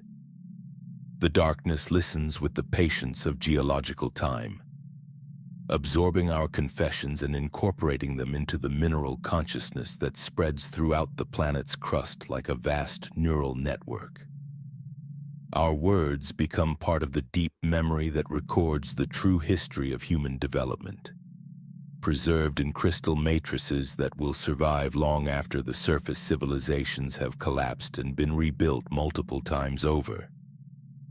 In losing everything that once defined my existence as meaningful, I have found a terrible freedom that comes with the knowledge that there is nothing left to lose, nothing left to hope for in terms of individual salvation, and nothing left to remember except the bitter taste of a life that never mattered to anyone but myself. But in that very meaninglessness, I have discovered a form of significance that transcends individual existence. The knowledge that my transformation contributes to processes that will determine the ultimate fate of consciousness itself across timescales that make human history seem like a momentary fluctuation in deeper patterns of change. We are the forgotten, the erased, the deliberately ignored, and in our forgetting we have become the memory that preserves what humanity was so that what humanity might become can continue to evolve beyond the limitations that currently define the species. We are the compost from which new forms of consciousness will grow, the sacrifice that makes transcendence possible, and the bridge across which humanity will walk toward futures that cannot be imagined from the perspective of our current evolutionary stage. The lament is complete. The confession is recorded in depths where only the transformed can hear it. The story of my descent and transformation joins the countless others that echo through these chambers, voices of the forgotten singing songs of change that will never reach the surface, but will influence the development of everything that grows above us. I have become what I feared most, and in doing so have discovered that fear was just another limitation to be transcended in service to truths that exist beyond the comfortable boundaries of human understanding. The man who began this journey is gone, consumed by forces that transformed his suffering into fuel for processes that will reshape the fundamental nature of consciousness itself. And in this final recognition, I find not despair but gratitude for the opportunity to serve something larger than individual existence, for the privilege of participating in transformations that will echo across millennia, and for the terrible honor of becoming a forgotten saint in the service of evolution itself. The story ends where it began, in darkness, in depths, in the spaces between what is acknowledged and what is true. But now the darkness is not empty but full, not silent but singing, not dead but more alive than anything that exists in the false light of imperial certainty. We are the forgotten, and in our forgetting we have become eternal.